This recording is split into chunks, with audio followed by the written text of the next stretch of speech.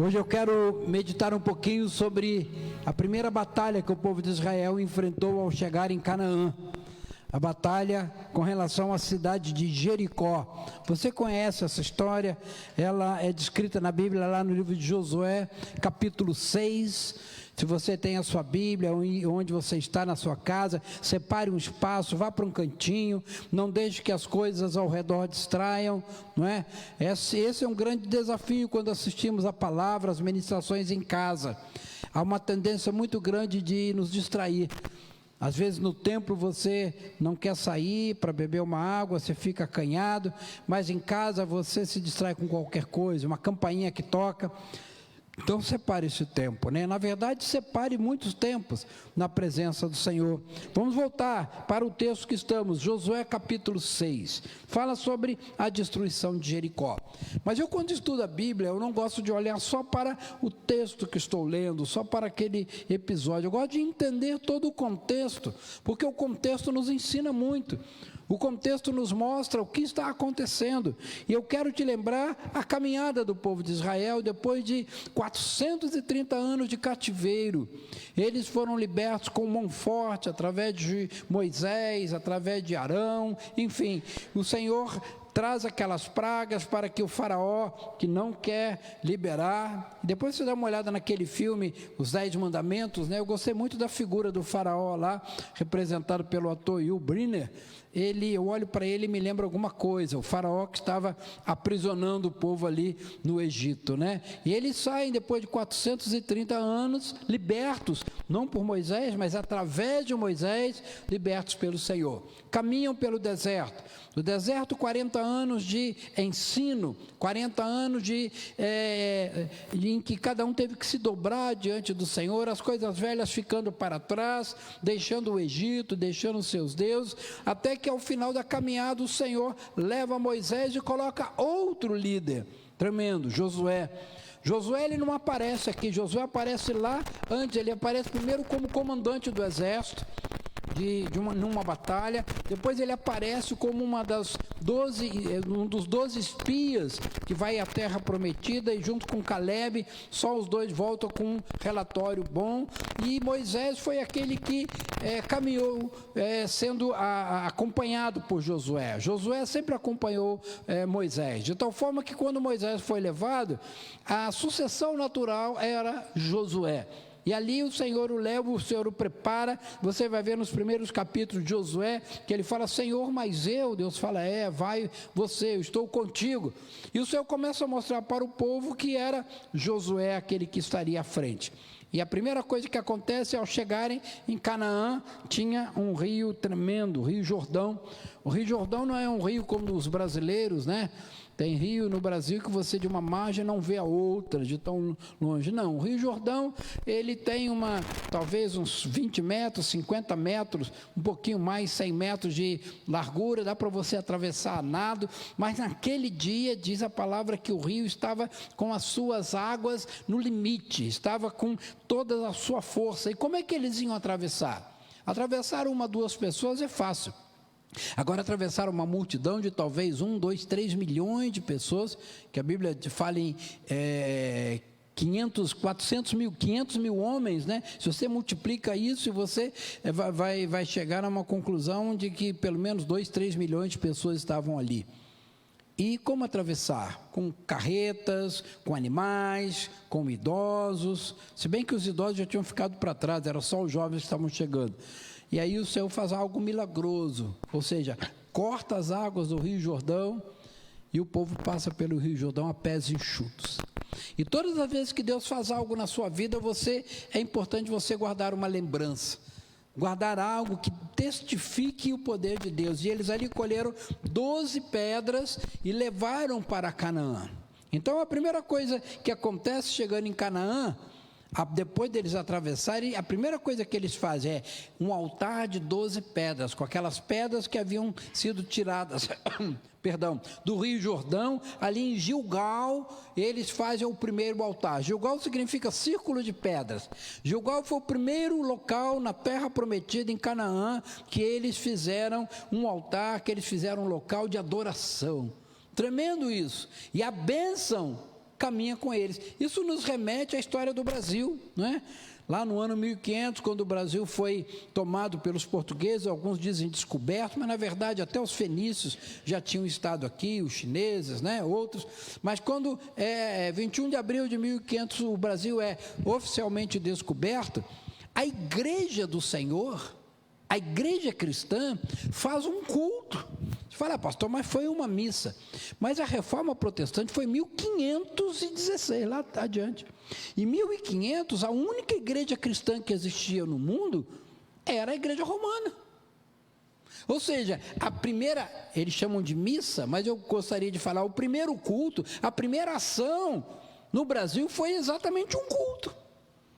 Ah, era romano? Era, porque não existia outra. A reforma protestante veio alguns anos depois. Então, a primeira ação que se tem no Brasil é exatamente um culto de gratidão ao Senhor. Ah, teve algum ídolo, teve algum santo? Talvez até tenha, né? Porque eles chamaram de terra de Vera Cruz, ilha de Vera Cruz, terra de Santa Cruz, depois Brasil. Eles colocavam os nomes que naquela época a igreja cristã ainda não estava, não existia uma igreja livre da idolatria, mas era uma igreja cristã. Aqui no Brasil, quando eles chegaram, eles não fizeram um sacrifício de pessoas, eles não fizeram um culto à natureza, eles não fizeram um sacrifício a mortos, eles não fizeram um sacrifício a espíritos que vagam por aí, eles não adoraram Alá, eles não, a primeira coisa que foi feita no Brasil foi um culto, a mesma coisa que o povo de Israel fez. Por isso o Brasil é uma terra abençoada, querido, por isso o Brasil é uma terra que tem tudo, apesar da luta. Olha, estão roubando o Brasil desde antes de 1500, e roubando muito. Cada notícia que a gente ouve é de muito roubo, e tem muita coisa ainda. É um país onde ainda temos liberdade, temos que lutar por essa liberdade, porque estão querendo tirar a liberdade de culto, estão querendo tirar a liberdade de falar, estão querendo tirar a liberdade de termos opiniões, mas o Brasil é um país maravilhoso. Tanto é que quando alguém vem de fora, chega aqui e fica encantado pelo nosso país. Por quê? É um país cristão. Isso é muito claro deixarmos, é um país cristão. Estão tentando trazer princípios não cristãos, mas não estão conseguindo botar aqui. É um país cristão. O primeiro ato no Brasil foi um culto ao Senhor. Então, Israel, o primeiro ato que eles fizeram ao entrarem na terra prometida foi pegar aquelas 12 pedras e ali fazer um altar. Está lá em Josué capítulo 4, versículo 20. Um altar, e eles chamaram de Gilgal. Gilgal quer dizer círculo de pedras. E lá no capítulo 4, versículo 20, fala sobre isso. Mas mesmo assim ainda não estava pronto para a primeira batalha. A segunda coisa que Josué fez, está no capítulo 5, ele circuncidou os filhos de Israel. Por quê? Porque além de Josué e Calebe, ninguém mais tinha saído do Egito. Todos tinham nascido no deserto. E no deserto a circuncisão não aconteceu. Quando eles chegam em Canaã, a segunda coisa que eles fazem é a circuncisão. Pastor, por que a circuncisão? Porque a circuncisão era um ato profético, ainda é hoje. Circuncisão ainda é praticada no povo de Israel, né? A circuncisão é um ato profético físico, um ato físico, que representa algo espiritual. Representa o quê? Que aquela criança está aliançada com Deus e faz parte da família de Deus. É um ato profético, como é a ceia, como é o batismo hoje, como é a unção com óleo. E a circuncisão é exatamente a renovação dessa aliança. Então, no capítulo 5, Josué faz a renovação da aliança, circuncisa todos os homens. Mas já estava pronto para a batalha? Não, ainda faltava uma coisa. No final do capítulo 5, a partir do versículo 10, Josué celebra a Páscoa com o povo de Israel, que não havia sido celebrada durante os 40 anos do deserto. A maioria daqueles que ali estavam nem sabiam como era a Páscoa. A última Páscoa que tinha sido celebrada foi lá no Egito. E ali ele celebra a Páscoa. Diz assim, capítulo 5 de Josué, versículo 10. Estando, pois, os filhos de Israel acampados em Gilgal, exatamente onde eles tinham feito o altar, celebraram a Páscoa no dia 14 do mês à tarde, nas campinas de Jericó.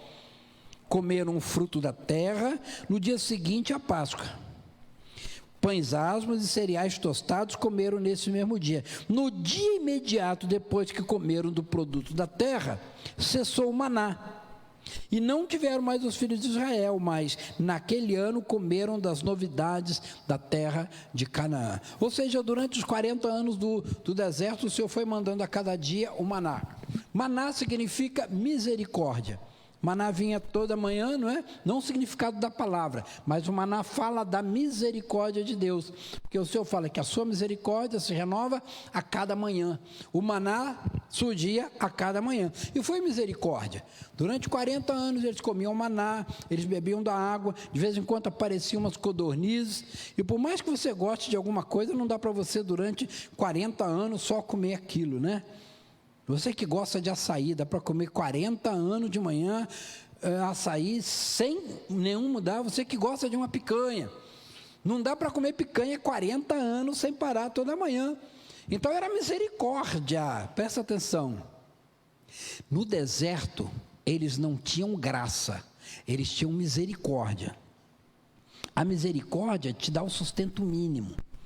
Quando nós estamos em deserto, o Senhor nos dá sustento mínimo. É mais ou menos o que está acontecendo conosco, né? Tantas coisas a gente gostaria de fazer. Eu fico pensando, puxa, aqui em Niterói tem mais de uma, né? Mas tem um local que eu gosto de uma sorveteria a peso. Você vai lá, pega um pote e enche de sorvete, não está aberto. Você vai lá, eles põem para você. Ou seja, eu estou comendo um manazinho. Mas vai chegar o momento que a misericórdia do Senhor será derramada sobre as nossas vidas. A hora que eles chegaram em Canaã, o maná parou. Meu Deus, o maná parou, acabou a misericórdia. É porque que no lugar da misericórdia entrou a graça. Aí eles puderam comer todos os frutos da terra, trigo, cevada, azeite, suco de uva, enfim, todos os produtos da terra. E aí então, presta atenção, olha, deserto, né? Aí eles atravessam o rio. As 12 pedras eles fazem um altar em Gilgal. Depois eles circuncidam, renovam a aliança. Depois eles fazem a Páscoa, adorando o Senhor e comemorando, relembrando a saída. Aí então aparece algo muito especial. Lá no capítulo 5 de Josué, versículo 13. Você que está em casa também, dá uma chegada lá, diz assim: estando Josué ao pé de Jericó, ou seja, pertinho de Jericó, olhando a primeira cidade que era o grande impedimento. Antes de entrar nisso, eu vou falar de Jericó. Jericó era uma cidade fortificada, ela tinha muralhas ao seu redor. Jericó é considerada a cidade mais antiga do mundo. Se você procurar lá no Google, cidade mais antiga do mundo, vai aparecer Jericó. E aquela cidade, ao longo de todo o tempo, aquele povo adorava a deuses, adorava, na verdade, a demônios. Toda Canaã, todos os cananeus, adoravam um deus principal chamado Baal. Baal era o principal deus deles. E eles levantavam altares, e esses altares chamavam Baalins. Baalins eram os altares de Baal, ou era o plural de Baal. Baal era o deus que dominava todo aquele local. Mas, além de Baal, eles adoravam outros deuses. Por exemplo, mais a norte, eles adoravam Astarote. E aqui em Jericó, um dos demônios, na verdade, que eles adoravam, é um demônio chamado Moloque. Moloque é um demônio que era cultuado pelos povos, né? E ele trazia muito medo. Toda coisa que acontecia, né? Lugares onde tinha vulcão, eles achavam que o vulcão era a ira de Moloque. Quando vinha uma tempestade, era a ira de Moloque. Quando vinha seca, era a ira de Moloque. Tudo era Moloque. Então, para acalmar os deuses, ou para acalmar Moloque, ele exigia sacrifícios. As imagens que nós temos de pesquisas, né, sobre Moloque, era um grande deus de chifres, né? E ali ele tinha uma boca, ou ele tinha um ventre, dependendo da estátua, e ali ficava um fogo aceso todo o tempo, e eles jogavam a Moloque crianças, e muitas vezes jogavam até adultos, né? Homens eram sacrificados. Pastor, que coisa absurda isso aconteceu. Não, aconteceu aqui. Os astecas, os incas, né? Os astecas, que são aqueles índios que viviam mais a norte de nós, América Central, mas, enfim, um pouco distante do Brasil, a norte e a oeste do Brasil, os astecas, eles faziam sacrifícios diários aos deuses. Quando você fala de Machu Picchu, quando você fala de Picumã, ou seja, outros locais que são turísticos hoje, no México ou nos países, esses locais eram locais de sacrifícios. Por isso o peso que existe nessa cidade. Não são poucos irmãos que, por acaso, foram lá e sentiram um peso tremendo, porque era local de sacrifício. Os astecas sacrificavam diariamente uma pessoa. E quando havia chuva, havia tempestade, eles sacrificavam, às vezes, centenas de pessoas. Já foram encontrados sepulcros, escavações, onde tinham dezenas, centenas de pessoas, jovenzinhas. E em Jericó eles faziam isso também. E eles sacrificavam para Moloque constantemente, mas tinham alguns sacrifícios especiais, que eram quando eles queriam empreender algo, empreender uma batalha, empreender um evento, e quando eles iam, por exemplo, construir algo, eles sacrificavam ali crianças. E aqui na igreja eu já falei algumas vezes sobre isso, mas eu vou recapitular. Por exemplo, quando um empresário gostaria de construir uma empresa, um negócio, alguém construir uma casa, alguém estava querendo abrir, sei lá, uma lan house, alguém estava querendo abrir, sei lá, qualquer coisa que eles queriam abrir no momento, o que eles faziam? Eles sacrificavam uma criança no local e construíam um prédio ali em cima. Então, muitas vezes, esses homens não queriam sacrificar os seus próprios filhos. Então, eles iam num local onde havia cultos, e ali naqueles cultos aos deuses, mulheres chamadas prostitutas cultuais. Por que prostitutas cultuais? Eram mulheres prostitutas que tinham suas relações nos cultos, como um ritual. Eles tinham relação com essas prostitutas cultuais, sob o acordo, muitas vezes, da família, e ali essas prostitutas engravidavam, gestavam o seu filho. Quando a criança estava para nascer, então chegava um momento de um ritual, onde a criança nascia e era sacrificada ali para que ele pudesse construir uma casa, um evento, e possivelmente os muros de Jericó tinham sido construídos em cima de sacrifícios de criança. Presta atenção, esse era o grande desafio de Jericó. Não era simplesmente derrubar muralhas, não era simplesmente vencer guerreiros. A Bíblia fala que 40 mil guerreiros de Israel, outros tantos. Não era só isso, não. Era vencer a batalha espiritual que estava por trás de todas as coisas. Por isso foi necessário todo esse preparo. Tirar as pedras do rio Jordão, levantar um altar em Gilgal, circuncidar todos que não tinham sido circuncidados, fazer uma Páscoa, e não só isso, volto àquele texto, Josué capítulo 5, versículo 13. Estando Josué ao pé de Jericó, levantou os olhos e olhou, e eis que se achava em pé diante dele um homem. E este homem trazia na mão uma espada. Chegou-se Josué a ele e disse: és tu dos nossos ou dos nossos adversários?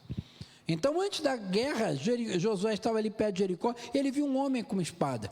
E a primeira coisa que Josué olhou através dos olhos naturais. É assim que nós vemos através dos olhos naturais. A primeira coisa é o olho natural. Ele perguntou: vem cá, você é dos nossos? Eu não estou te conhecendo. Ou você é dos nossos inimigos? Olha a resposta daquele homem com a espada na mão. Diz assim: não. Está lá no versículo 14, capítulo 5 de Josué. Não, sou príncipe do exército do Senhor e acabo de chegar. Ou seja, ele falou: eu não sou nem de Jericó, eu não sou nem de Israel, eu sou o príncipe do exército do Senhor. Era o próprio Jesus. Olha o que diz aqui: então Josué se prestou com o rosto em terra e o adorou, e disse: que diz o meu senhor ao seu servo? Respondeu o príncipe do exército do Senhor: descalça a sandália dos pés, porque o lugar em que estás é santo. E assim Josué fez. E era o próprio Jesus. Porque na Bíblia tem vários episódios que anjos aparecem, e muitos tentam se prostrar diante do anjo. Assim foi com Josué, assim foi com assim foi com Daniel, assim foi com João. Outros tentam se prostrar diante do anjo. O anjo fala: não se prostra não, eu também sou servo do Deus Altíssimo. Mas aqui esse homem com a espada na mão permitiu que Josué se prostrasse e disse: meu senhor, o que você tem?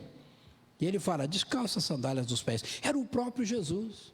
No Velho Testamento, Jesus aparece algumas vezes em momentos chaves.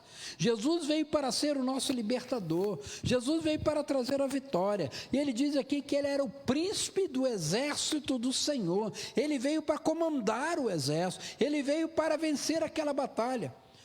A pergunta não era se ele era de Israel ou se ele era de Jericó. Ele veio para implantar a vontade de Deus.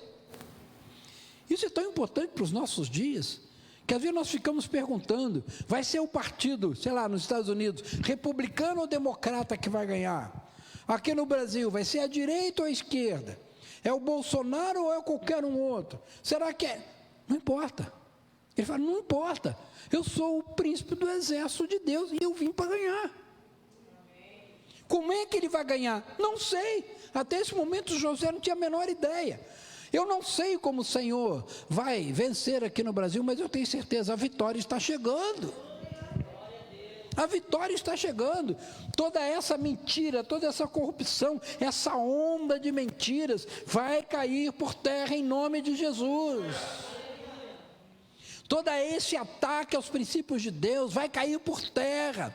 Esses que se levantam com milhões de seguidores nas redes sociais para trazer lama para dentro das famílias, para trazer lama para a mente das crianças e dos jovens, eu declaro, vão cair em nome de Jesus, caem por terra em nome de Jesus. Eu tenho certeza disso. O Senhor vai surpreender o Brasil, o Senhor vai surpreender o mundo. Eu não tenho a menor dúvida disso. Pastor, mas nós já estamos presos dentro de casa já tem 5 meses. Essa onda aí contra tudo que é de Deus acontece há muito tempo, dentro das universidades, tremendo, dentro das escolas, muito forte, dentro das empresas, a mídia, está difícil você ouvir notícia hoje, porque a mídia está sempre se posicionando contra as vitórias, contra a corrupção, ou melhor, a favor da corrupção, levanta a voz e se descobre que tinha lá uma contribuição mensal em dólar. Pastor, eu não sei mais, eu estou...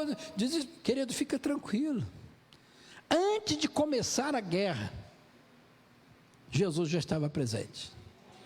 E se ele é democrata ou republicano, se ele é Bolsonaro ou não, se ele é direita ou esquerda, eu não estou preocupado com isso, o Senhor vai vencer.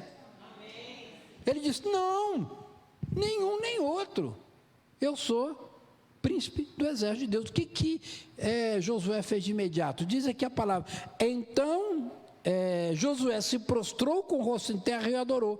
Ou seja, Josué falou, acabou, eu que sou líder desse povo todo, eu me prostro diante de ti, porque a vitória vem das tuas mãos. E ele perguntou, o que diz o meu Senhor a seu servo? Querido, esse é o momento que a igreja tem que se prostrar diante do Senhor.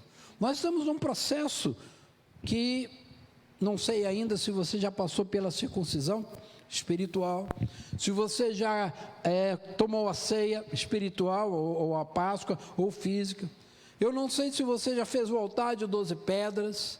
Nós aqui na igreja temos um altar de 12 pedras significativo aqui no nosso, no púlpito, temos um altarzinho de 12 pedras, que significando a presença do Senhor, significando que para chegar até aqui passamos pelo Jordão. É necessário que cumpramos esses passos, passar pelo Jordão, levantar um altar, Páscoa, circuncisão, para então começarmos a batalha. Eu creio que já passamos por isso. Eu me lembro da última Páscoa, querido, que coisa abençoada que foi, que data especial. Foi uma Páscoa que eu nunca tinha visto antes, todo o mundo se voltou para aquele momento. Nas redes sociais, em todas as igrejas, ou pelo menos quase todas. Temos entendido que há um tempo de santificação, há um tempo de estudo da palavra, voltar à Páscoa, voltar à origem, e aí começa, tudo isso é antes, aí começa a batalha, Josué capítulo 6, e o Senhor dá a direção, e Josué já era um guerreiro, ele já tinha lutado lá no deserto, e ele já sabia que a vitória era do Senhor, porque tem um episódio que ele está lutando, vencendo, enquanto Moisés estava lá no monte com as mãos levantadas. Moisés baixava a mão, ele perdia. Levantava a mão, Moisés ganhava. Moisés levantava a mão, o povo ganhava. De tal forma que foi preciso colocar um de cada lado, para levantar e suportar as mãos de Moisés, representando a adoração, representando a palavra, né? E ali eles estavam vencendo. Moisés abaixava o braço, ele pediu. Josué já sabia que as guerras do Senhor eram ganhas através da batalha espiritual. E eu quero dizer, querido, a batalha que está acontecendo no mundo, e no Brasil e no mundo, será ganha pela batalha espiritual. Coisas terríveis estão acontecendo. Presta atenção, essa semana, a França está liberando aborto de criança até 9 meses. No dia do nascimento, a mãe resolve, vai nascer ou vai morrer? Ela pode fazer o aborto com criança 1 ou 2 dias antes de nascer. Querido, isso é assassinato e eu denuncio isso em nome de Jesus. E você aguarde o que vai acontecer com a França. Toda nação que apronta, que apoia, que dá a guarda ao aborto, a nação vai ser punida pelo Senhor. Presta atenção que vai acontecer. Lá atrás houve explosão de jornal, lá atrás houve greve. Eu não estou trazendo, não sou profeta do caos, eu sou profeta da palavra. Presta atenção que vai acontecer na França, com essa aprovação de lei de aborto até o 9º mês. Fica ligado, e não demora muito. Aborto nada mais é do que sacrifício a Moloque. Aborto nada mais é do que matar crianças, matar a nova geração, sendo sacrificado a Moloque. Antigamente era no fogo, hoje é através de instrumentos. E eu quero declarar, o aborto, a lei que autoriza o aborto no Brasil, não vai passar, em nome de Jesus. Pastor, mas tem muito aborto no Brasil. Isso é iniciativa individual, e cada um que faz, paga com as consequências. Há uma diferença quando uma nação aprova uma lei, porque a maldição vem, uma lei maldita, porque a maldição vem sobre a nação. Se alguém faz algo errado, a maldição vem contra aquela pessoa. Por isso, em nome de Jesus, nós declaramos, a lei do aborto nunca vai passar nessa nação. Enquanto nós estivermos orando, enquanto nós estivermos clamando, enquanto nós estivermos declarando que o Brasil é do Senhor Jesus, nós rejeitamos e repudiamos essas decisões que são tomadas em outros países. E a vergonha maior dessa semana é a França. Fica ligado, em pouco tempo virá algo muito forte sobre a França. Porque o Senhor diz, deixai vir a mim os pequeninos, e não os impeçais, porque dos tais é o reino de Deus. Isso é uma palavra para os aborteiros também. Mas vamos voltar para cá. Jericó estava ali diante de Josué. Era um desafio muito grande. Ele sabia que a batalha era espiritual. Ele já tinha passado por outros. Ele buscou estratégia em Deus. Senhor, o que eu faço? Eu estou mais ou menos assim, querido. O que eu faço? O pessoal pergunta, quando é que a igreja vai voltar 100%? Não sei. Quando é que vai voltar com o departamento de criança? Não sei. E as escolas? Também não sei.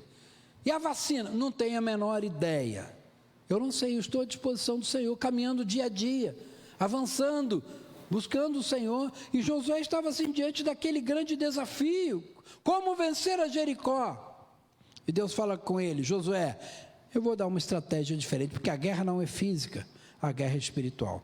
Você faz o seguinte, você pega 7 sacerdotes, cada um com uma trombeta, 7 trombetas, leva os soldados, leva a arca, leva o povo, e você vai dar uma volta ao redor de Jericó.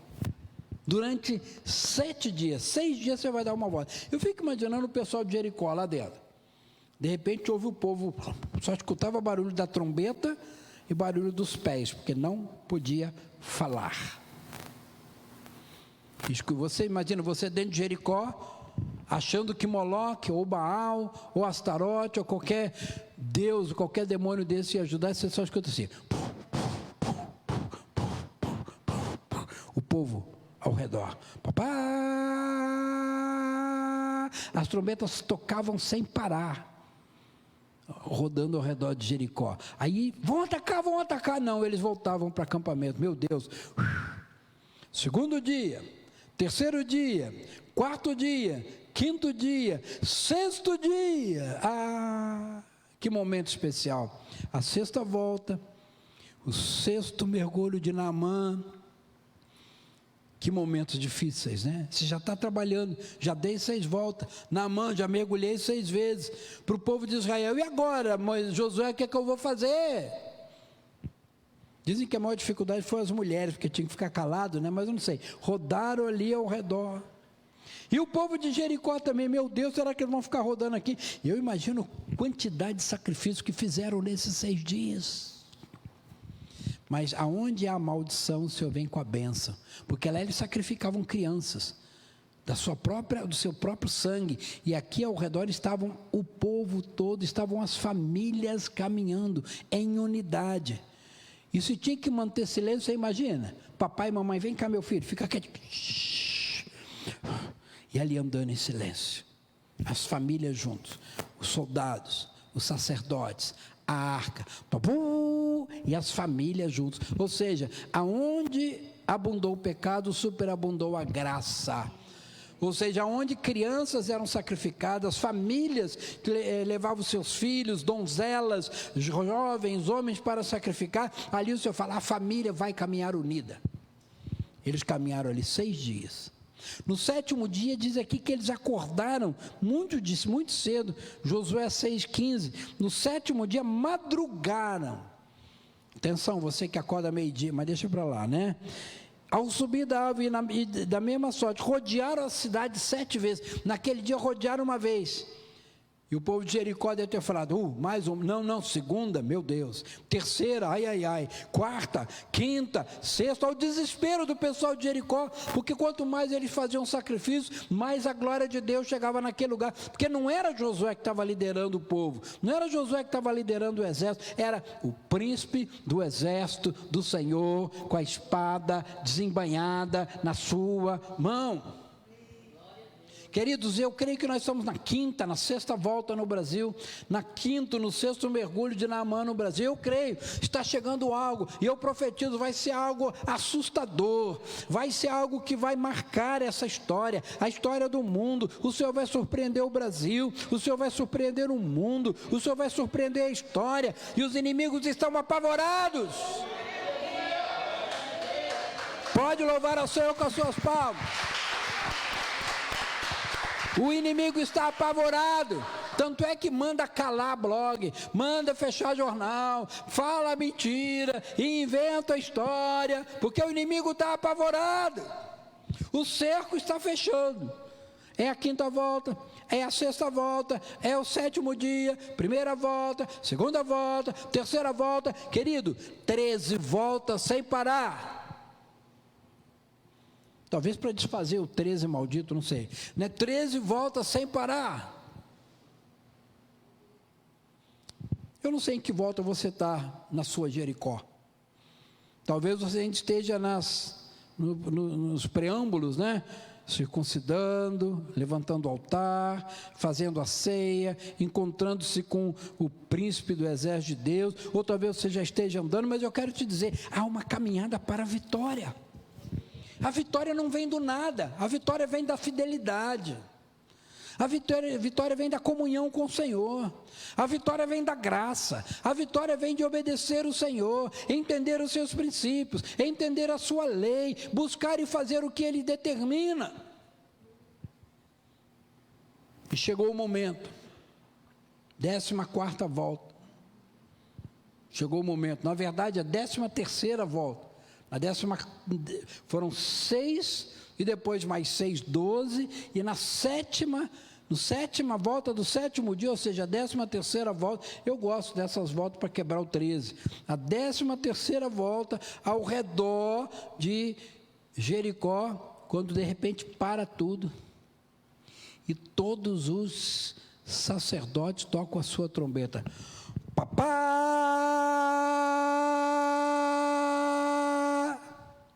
Alguém levantou a espada? Não, só o príncipe do exército do Senhor, basta ele. Lá também, quando Jerusalém foi sitiada pela Síria, bastou um anjo, que foi lá e dizimou o exército inimigo. Aqui só o Senhor, Ele com a espada desembainhada, e quando ele levanta a espada, aqui diz que ele trazia à mão uma espada nua, ou seja, já desembainhada. E ali veio a vitória, as muralhas caíram. E cada um, eles estavam cercando, cada um na sua frente, na sua posição, atravessa a muralha, entra em Jericó e destrói Jericó. Pastor, mas tinha que destruir, tinha que matar todo mundo. Presta atenção, o Velho Testamento não fala muito de graça, o Velho Testamento fala de ação de Deus. Isso não quer dizer que nós vamos ter que matar pelo contrário, nós queremos essas vidas. Nós defendemos a vida, seja dentro do ventre, fora do ventre. Nós não somos a favor da pena de morte. Nós queremos declarar que queremos sempre que alguém tenha a chance de se recuperar. Mas, para se recuperar, tem que haver arrependimento. Quem não se arrepende, a mão do Senhor vem forte. Eu vou falar uma palavra dura, eu fico até apreensivo de falar isso na internet, mas nessa guerra do Senhor vai haver morte. Talvez morte espiritual, talvez morte ministerial, talvez morte em termos de cargos, vão perder posições, vão perder aquilo que julgavam serem todos poderosos, vai cair em nome de Jesus. Porque quando o Senhor vem, isso acontece. E o povo de Israel entrou e destruiu Jericó. Agora, o que eu acho muito interessante é que o Senhor dá uma palavra para Josué, e diz assim no capítulo 6 de Josué, versículo 18: tão somente guardai-vos das coisas condenadas, para o que, tendo-as vós condenado, não as tomeis, e assim tornei maldito o arraial de Israel. E no versículo 19: porém toda a prata e o ouro, utensílios de bronze e de ferro, são consagradas ao Senhor para o seu tesouro. Isso é muito sério, querida. Há uma batalha que nós estamos vencendo e vamos vencer, mas temos que estar preocupados com o despojo. Ou seja, em nenhum momento a vitória vai ser da igreja tal, do pastor tal, do jornalista tal, do político tal, do blogueiro tal. Não, não. A vitória é do Senhor. Quando nós tomamos para nós a vitória que é do Senhor, o que acontece? Isso traz peso e maldição para nós. Toda honra, toda glória, todo louvor, todo ouro, toda prata, todo resultado da batalha é do Senhor. Isso implica depois em Acã, mas isso nós vamos falar em outro momento. Eu quero falar agora dessa vitória. A vitória de Jericó. Querido, Jericó significa cidade perfumada, porque ali tinha muitos odores, né? E eu creio que o Senhor está trazendo o seu perfume para esta nação. Eu tenho certeza que estamos num momento, para mim é iminente, não sei se amanhã, eu estou tão certo disso que eu acordo de manhã, eu vou para o celular para ver se não teve alguma coisa que aconteceu de noite.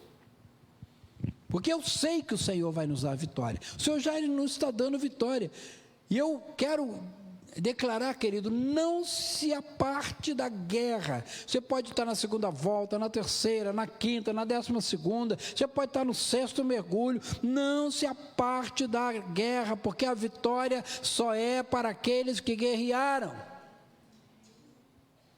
Estamos num tempo de vitória, não desanime. Pastor, mas está difícil. Tá, é verdade, não é? Quando os espias voltaram de Canaã, eles falaram, olha, tem gigante, tem cidade fortalecida, eles devem ter visto Jericó, é muito difícil. Josué e Caleb falaram, é verdade, tem gigante, tem monte, tem muro, é difícil até aí, tudo bem. Mas 10 falaram, é difícil e nós vamos perder. Mas Josué e Caleb falaram, é difícil, mas nós vamos ganhar. Tudo não depende das coisas, depende de como você vê. Eu quero te dizer, querido, há uma grande vitória para a tua vida, há uma grande vitória para a tua família, há uma grande vitória para a igreja do Senhor, há uma grande vitória para o Brasil, e claramente serão envergonhados aqueles que se levantam contra o Senhor, e eu tenho falado já há alguns anos, quem se levanta contra os princípios de Deus, sai da história pela porta dos fundos. E você vê políticos aí, estão saindo da história pela porta dos fundos, envergonhados, porque se levantam contra a palavra e os princípios de Deus. Eu creio nisso. Então eu quero nessa manhã dizer, querido, a vitória é nossa, o Senhor está no controle. Talvez só Josué tenha visto o príncipe do exército do Senhor, talvez os seus seguidores, os seus imediatos, ou até o povo não tenha visto, mas Josué viu, é o bastante. Se você vê, é o bastante. Cremos nisso, não abrimos mão nisso, estamos orando. Nós temos aqui ao lado um prédio que nós chamamos Sinai, onde ali nós temos buscado a presença de Deus, sede internacional de adoração e intercessão. Todo dia tem alguém orando ali, ainda vamos chegar a 24 horas por dia, não chegamos ainda, mas todo dia tem alguém orando ali. Separe na tua casa o local de adoração, pelo menos uma vez por dia, dê uma volta ao redor de Jericó. Pastor, qual é o Jericó? É o seu Jericó. É o que? Desemprego? Então todo dia você vai orar pelo emprego. É enfermidade? Todo dia você vai orar contra essa enfermidade. Você tem exames que diagnosticam coisa ruim, coloca ali e fala: Senhor, em nome de Jesus, essa Jericó vai cair na minha vida. Você está desempregado, pega a sua carteira de trabalho e ore por aquela Jericó. Você está com um problema familiar, coloca o nome da família, coloca fotos de alguém que você quer orar. É sua filha, é seu filho, é seu marido, alguém. Leva uma foto e começa a orar ali e declarar: essa Jericó vai cair. Eu creio nisso, Senhor, eu creio nisso. Eu quero te passar isso, algo forte no meu coração, no sentido de que estamos na iminência de uma grande vitória do Senhor. Pode cobrar isso de mim? Não, cobre isso do Senhor, porque é o Senhor que está falando. Em nome de Jesus. Eu quero ter um tempo agora de louvor, eu quero ter um tempo agora na presença do Senhor, eu quero que você ore. Nós vamos ter um tempo orando. Eu quero que você pegue a sua Jericó. Eu não sei qual a sua Jericó, talvez sua carteira de trabalho. Se está aí perto, corre. Se não tem, pega a sua carteira de dinheiro. Se é um problema de saúde, pega lá o exame, ou então pega um papel e escreve. Pastor, mas por que eu vou escrever? É um ato profético, querida. Lembra que o Senhor falou lá para o profeta: pega uma tabuinha, desenha Jerusalém.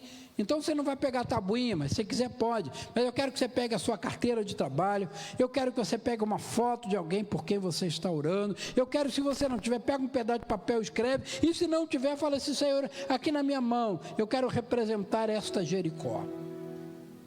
O Senhor vai trazer vitória. O Senhor vai trazer vitória. Quero pedir que alguém pegue a bandeira do Brasil aqui para mim. Em nome de Jesus, nós vamos orar com a bandeira do Brasil, porque nós estamos clamando por essa nação. Nós estamos clamando e declarando que o Brasil é do Senhor Jesus. Estamos declarando que a vitória está iminente. Se você tiver uma bandeira do Brasil, aí pegue. Em nome de Jesus. Em nome de Jesus. Vamos orar por essa bandeira representando a nação brasileira. E você também se levante aí. Fica sentado, não. Eu sei que alguns assistem deitados comendo amendoim. Mas para com isso agora. Se levante na presença do Senhor. E vamos clamar por essa nação. Senhor, em nome de Jesus, nós queremos colocar a nossa Jericó diante de Ti. Clamamos por essa nação brasileira, Senhor. Não aceitamos que ela seja envergonhada.